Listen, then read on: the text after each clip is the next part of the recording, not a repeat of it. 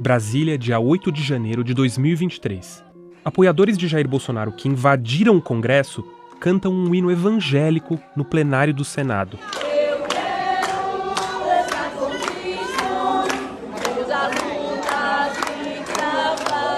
Parecia até uma igreja em dia de culto.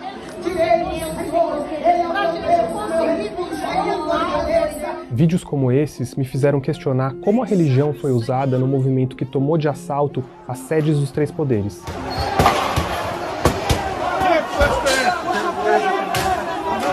Em busca de respostas, eu encontrei uma espécie de mundo paralelo nas redes sociais. Não é difícil achar ali pessoas que se apresentam como pastores e que misturam religião e política. Então eu quero que você deixe o seu like para que você receba o recado de Deus que eu tenho para você que mora num país chamado Brasil. Mas o que chamou minha atenção foi um grupo de pregadores que na maioria das vezes nem sequer tinha templo físico e usava as redes sociais para alcançar milhões, pregando uma guerra santa contra adversários políticos.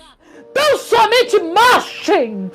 Marchem, marchem, marchem! Durante seu governo, Bolsonaro se aproximou bastante de líderes evangélicos influentes. Mas depois que ele perdeu a eleição, esse universo começou a apresentar fissuras. Enquanto alguns pastores de grandes igrejas disseram que torciam pelo sucesso do Lula, uma parte das lideranças evangélicas não quis recuar e engrossou o movimento que contestava o resultado da eleição.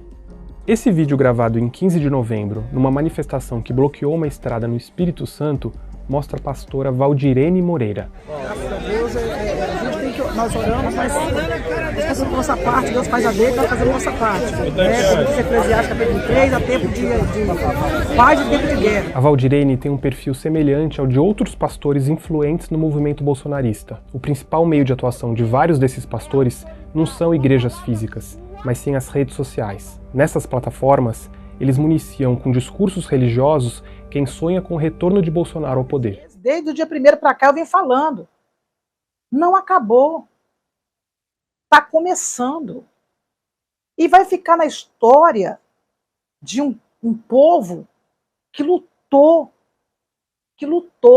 de todas as formas. Nesse vídeo gravado na noite de 8 de janeiro, Valdirene comenta as invasões que aconteceram horas antes em Brasília. Infelizmente, embora Zacarias ensine que não é por força nem por violência, muitas vezes no passado, o Senhor permitiu coisas acontecerem para que chegasse aquilo que é a vontade dele. A pastora Valdirene mora em Guarapari, uma cidade com 120 mil habitantes no Espírito Santo. Ela chegou a ter mais de 300 mil seguidores quando o YouTube derrubou o canal dela, mas ela jamais deixou de postar na plataforma. Além de publicar nos canais dos filhos, Valdirene criou 2 páginas que continuam sendo alimentadas. Eu perguntei ao YouTube por que o canal principal dela foi derrubado, mas não os outros em que ela segue publicando. O YouTube não me respondeu, mas disse que a criação de canais alternativos por quem teve a página derrubada é uma forma de burla, e que se detectar que esse foi o caso, vai derrubar as novas páginas também. Eu pedi a Valdirene uma entrevista e mandei para ela várias perguntas. Uma delas, se ela não achava que os vídeos dela poderiam estimular a radicalização política. Mas a pastora não me respondeu. Ela foi a primeira líder religiosa que eu identifiquei nessa pesquisa, porque a presença dela no bloqueio da rodovia foi noticiada em alguns sites. A Valdirene me apresentou a um elemento bastante comum nos discursos desses pastores bolsonaristas, o uso de revelações e de profecias. Deus me mostrou numa visão enquanto eu oro. Eu vi um baú de pirata. Espírito Santo me faz saber nesta noite que algo no oculto virá à tona. Continua a voz da intercessão, porque eu vou passar limpo a nação brasileira. Antes da vitória que eu vos darei, eu vou fazer aparecer o que está oculto e o que está escondido. Valdirene gravou esse vídeo poucos dias depois do primeiro turno. Ela diz transmitir uma profecia, um recado de Deus, algo que estava oculto, seria mostrado aos brasileiros, e só então viria a vitória. Será que ela se referia a uma vitória de Bolsonaro no segundo turno? Valdirene não diz explicitamente, mas a grande maioria dos que comentaram no vídeo eram apoiadores de Bolsonaro e viram na fala da pastora sinais promissores sobre a eleição. Depois que a gente tratou do caso da pastora numa reportagem em texto e num episódio do podcast Brasil Partido, a gente voltou a contatá-la para saber se ela gostaria de se manifestar, mas não houve resposta. Mas qual o peso de discursos como esse no movimento bolsonarista de hoje? E de onde surgiram esses pastores que não dependem de igrejas físicas para se projetar? Eu acho que a gente vive um pouco a era dos influenciadores, né? Abriu-se uma brecha, portanto, para figuras que não têm uma posição de liderança dentro de uma grande igreja, né, construírem um capital em torno de si a partir da atuação nas redes sociais. E por isso também não tem tanta responsabilidade também, inclusive em termos legais. Para o professor Vinícius do Vale, a dinâmica das redes sociais também explica o surgimento desse tipo de discurso. Para os pastores que têm a sua maior diálogo, maior atuação nas redes sociais, há até um estímulo para você ser mais radicalizado, porque as redes sociais são um ambiente que trazem essa radicalização maior, esse extremismo maior. Eu imagino que numa pequena igreja, se o pastor ele tem uma atuação muito forte nas redes sociais, de repente ele consegue, inclusive, uma renda maior dos canais virtuais, né, do YouTube, de publicidade, etc., né, do que propriamente da sua igreja. Eu mandei para o YouTube os canais dos pastores que eu cito nessa reportagem e perguntei se eles são monetizados, ou seja, se eles recebem um valor proporcional à audiência dos canais. Mas o YouTube me disse que não podia me responder por uma questão de confidencialidade contratual. Um dos canais que eu mandei para eles era o deste pastor aqui. Pai do Senhor e Salvador Jesus, olha, deixa eu dizer, eu resolvi vir aqui hoje te contar um sonho que eu tive. Reginaldo Rolim já foi vereador de Fortaleza e se define como apóstolo e profeta no Ministério Atalaia do Deus Vivo, uma pequena igreja no Ceará. Eu vi que Bolsonaro não ganhava a eleição. E que ganhava a eleição que estava lá era Lula. Só que, na realidade, Lula não ganhava essas eleições. Quem ganha, na realidade, é Bolsonaro. Só que os jornais e as matérias iriam dar que Lula estava ganhando a eleição. Nesse vídeo, gravado pouco antes da eleição, ele fala de uma revelação que teria recebido de Deus. Muitas pessoas dizem que Bolsonaro ia assinar a caneta e ia dar um golpe militar. Só que eu via que o exército é que tomava frente e intervia nas eleições e divulgava algo que estava em oculto e que estava sendo tramado há muito tempo atrás. Reginaldo vai além e associa a candidatura de Lula a uma grande conspiração demoníaca. Vi também nesse sonho que o governo do PT, há muitos e muitos anos, colocou instrumentos, sabe? Mas eu não via como seres humanos, eu via como espírito, como demônio. Que os demônios entravam dentro de instituições no governo brasileiro, tanto no Poder Judiciário, como Supremo, como Primeira, Segunda, Terceira Corte, e que o Lula fazia um pacto com ele, mas eu não vi o Lula, eu vi um espírito. Que esse espírito fazia um pacto com os outros espíritos, para que esse espírito que estava representando, isso é um sonho, representando a pessoa de Lula, assumisse a presidência da República. O Reginaldo não respondeu um pedido de entrevista que eu fiz para tratar dessas declarações. Uma das perguntas que ficaram sem resposta foi se ele não achava que essas mensagens estimulavam um movimento que resultou nas invasões em Brasília.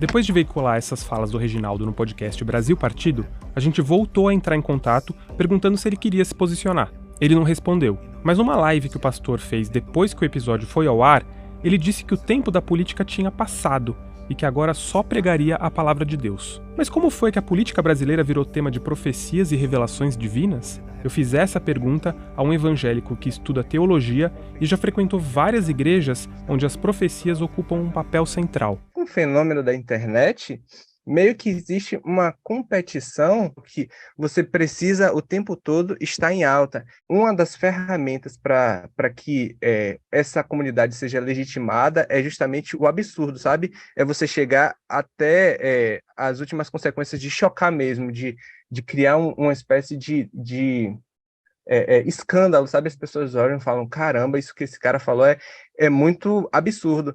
E aí, é a partir desse momento que elas começam a olhar para ele como uma figura meio mística, sabe? A fala do Luiz Guilherme sobre profecias que chocam fez ainda mais sentido para mim depois que eu descobri no YouTube um pastor chamado Marcelo de Carvalho. Eu normalmente nunca fico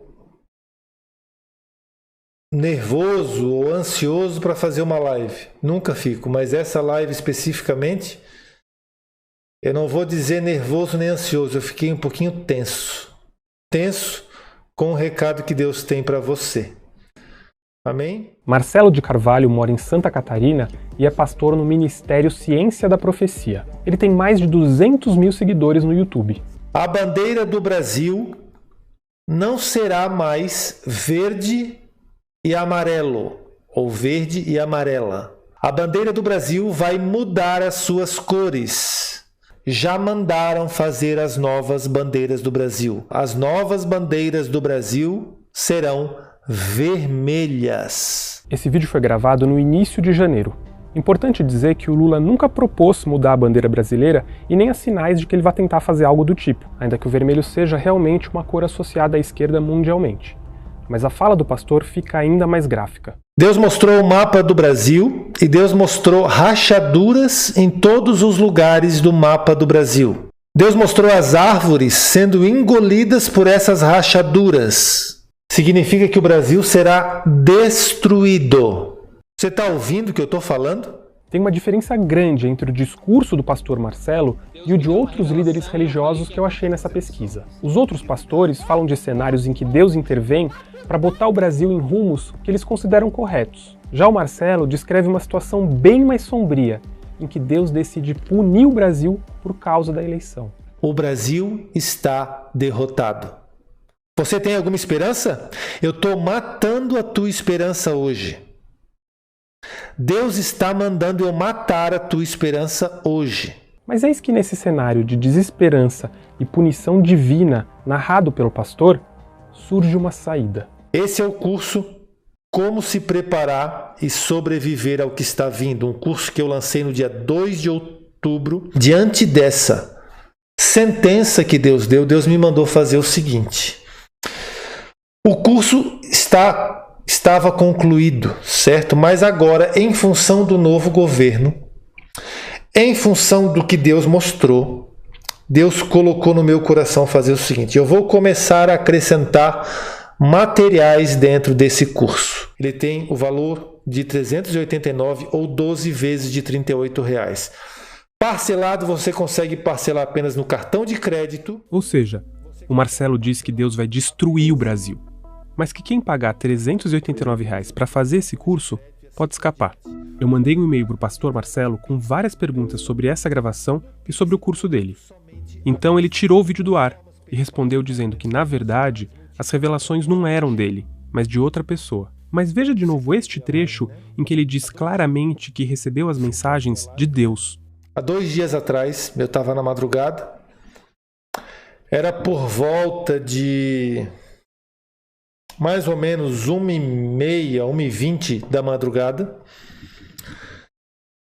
e eu recebi um recado, uma revelação de Deus, e eu vou citar essa revelação para você. Sobre o curso, o Marcelo disse que ele basicamente contém aulas de educação financeira e de cultivo de alimentos. Ele também afirmou que não tem qualquer relação com os outros pastores que eu cito aqui, disse que sempre pregou o respeito à vitória do Lula e que nunca incitou os fiéis a se insurgir contra o novo governo. Que Deus te abençoe.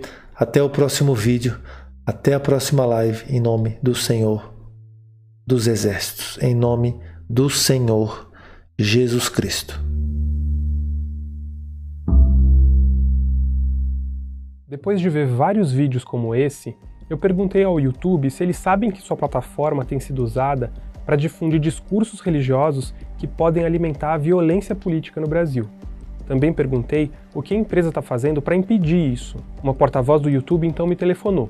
Ela disse que eu não poderia gravar a entrevista, mas que eu poderia citar as falas dela. Ela disse que o YouTube tenta equilibrar o combate à desinformação com o respeito à liberdade religiosa e que a plataforma usa vários mecanismos para tirar do ar vídeos com informações falsas sobre a eleição. Mas como eu percebi nessa pesquisa, às vezes basta que um vídeo fique algumas horas no ar para alcançar dezenas de milhares de pessoas e cumprir seu objetivo. Enquanto o YouTube não tem dado conta de bloquear todos os vídeos que violam suas regras, há pessoas na comunidade evangélica usando a plataforma para alertar fiéis sobre o que elas chamam de falsas profecias. Comecei a fazer esse conteúdo aí para abrir os olhos das pessoas sobre esse engano aí da religião, que muitas pessoas usam o nome de Deus para enganar as pessoas, entendeu? O Eric Ribeiro diz que virou evangélico depois de levar 10 tiros e passar 3 meses em coma. Mas em pouco tempo ele descobriu nesse universo coisas que o desagradaram. Tem pessoas que gostam de ouvir aquilo, ela quer ouvir aquilo que ela quer. Eu quero ouvir que Bolsonaro vai ser o presidente. Então a pessoa que vem com aquilo ali, ela vai seguir aquela pessoa. É isso mesmo, é isso mesmo. Você está me entendendo? Ela prefere viver no engano mesmo. Ela disse, eu quero ser enganada. O Eric diz que muita gente que chega no canal dele agradece por ele expor inconsistências nos discursos desses pastores. É triste. Tem pessoas chegar no meu canal e dizer, meu irmão, muito obrigado, que minha mãe está em depressão por causa disso aí. Minha mãe tem 84 anos e viu esse cara falando aqui que Deus ia acabar com o Brasil. Minha mãe entrou em choque aqui. É porque, meu irmão, infelizmente, muitas pessoas não vê o mal com essas pessoas. E a mente fica cauterizada, cara. É como se fosse um açúcar. Não tem a pessoa que é viciada em açúcar? Então, quem consome esses conteúdos se vicia nisso aí. A maioria das pessoas que seguem esse povo aí tem problemas sérios, não dorme, todo dia está sonhando com uma coisa, com outra, todo dia está tendo alucinações. No canal dele no YouTube, o Eric lista dezenas de pastores que, segundo ele, fizeram profecias que nunca se realizaram. Nenhuma pessoa é tão citada no canal quanto um pastor chamado Sandro Rocha. Nós subimos um degrau na escala Richter eu vou colocar de emoção. Você sabe que não é emoção, mas tem algumas palavras-chave que a gente não pode usar. Sandro Rocha mora em Guaratuba, uma cidade com 37 mil habitantes no Paraná. Ele é pastor de uma igreja pequena, a Igreja do Porto de Cristo, mas não há nada de modesto na atuação do pastor nas redes sociais. No Twitter, ele soma mais de 120 mil seguidores. No YouTube, são quase 500 mil, e seus vídeos já tiveram quase 75 milhões de visualizações. Quando eu pesquisava o canal do pastor Sandro Rocha, me chamou a atenção um vídeo que tinha uma imagem de uma explosão numa torre de transmissão de energia. Dias antes, 3 torres de transmissão haviam sido derrubadas em diferentes partes do país. Eu cliquei no vídeo. Quem é que está agindo? É Deus? Você não tenha dúvida nenhuma. É Deus. Sandro cita a derrubada das torres como um dos sinais de uma grande mudança que estaria em curso e que, segundo ele, seria chancelada por Deus. Que o nosso exército não é representado por alguns generais que estão lá em cima. Eles estão perdendo o comando da tropa. Entendeu? A coisa tá bem para eles, né? Tá bem complicada. Entendeu? Sandro não se atém a discursos religiosos nas redes sociais. No Twitter, onde ele usa seu segundo nome, Maurício Rocha, o pastor foi um grande difusor do discurso de que Bolsonaro não deixaria a cadeira presidencial. Em 28 de dezembro, ele escreveu: "Como eu disse, o chefe não saiu e não vai sair. Nem um passo daremos atrás." Antes disso, em novembro, o pastor postou no Twitter fotos dele em bloqueios de rodovias com a hashtag Intervenção Militar. E Sandro Rocha foi um dos primeiros a espalhar uma das informações falsas que mais circularam em grupos bolsonaristas naqueles dias, a de que Lula tinha morrido e estava sendo substituído por um sósia. Eu perguntei ao Twitter e ao YouTube se as falas do pastor não violavam as regras das empresas, mas elas não me responderam. Nos perfis que ele mantém nas duas plataformas, o pastor Sandro Rocha também diz fazer profecias.